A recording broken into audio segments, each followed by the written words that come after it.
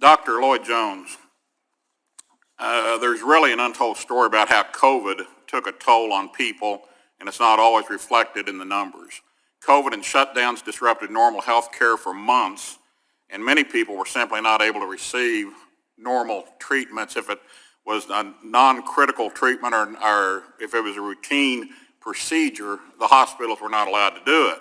And sadly, that adversely affected Andy Barr's family, his wife Carol, who we've been talking about here today.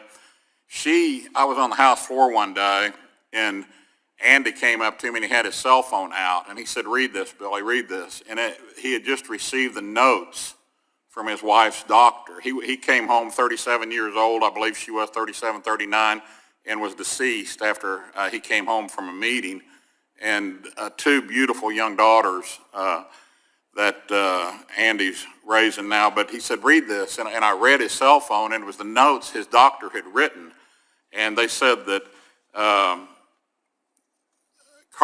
echo after virus subsides. Well, the virus didn't subside, and Carol subsided before, so they couldn't do an echocardiogram because it was not considered a critical procedure that would have probably most likely have saved her life. And so I'm a proud co-sponsor of the Carol Act introduced by Andy Barr, my buddy from Kentucky.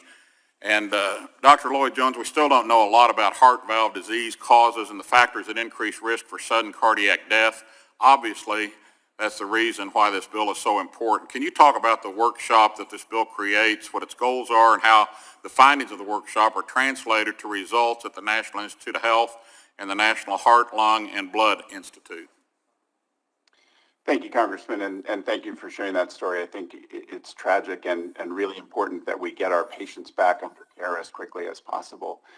So the NIH uses workshops as very important fact-finding opportunities, and I've been a member of a number of these for the NHLBI, but it's really an opportunity to bring together experts in the field, researchers, even industry and other public-private partners to make sure we understand all aspects of a situation, and that then NHLBI can use, or NIH can use that information to actually design calls for research and grant applications so that we're really targeting the most important aspects of whatever the disease of interest is. In this case, you're absolutely right. We need to know much more about the causes, the reasons for progression, and the links to sudden cardiac death related to valvular heart disease.